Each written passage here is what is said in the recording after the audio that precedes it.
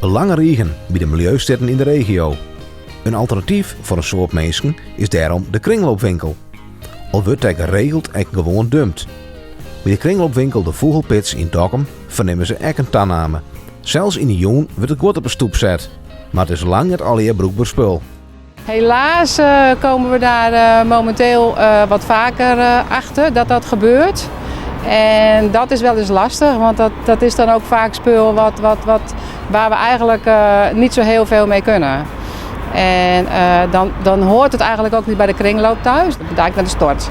Daar komt het eigenlijk wel op neer. Je vreet hier dan al, wat voor goed is dat dan?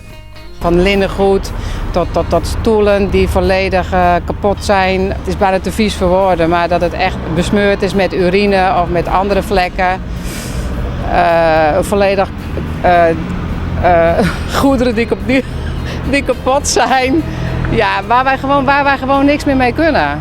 Het dumpen van troep is vervelend en zorgt voor een soort kopzorgen. Wij zijn een organisatie die niet gesubsidieerd wordt. En wij zijn dus, wij moeten zelf het afval verwerken en afvoeren. Daar zit een aardig prijskaartje aan. Die rekening moeten wij zelf betalen. Bedrijfsleider Wilma had voor elke nier nog wel een goede tip.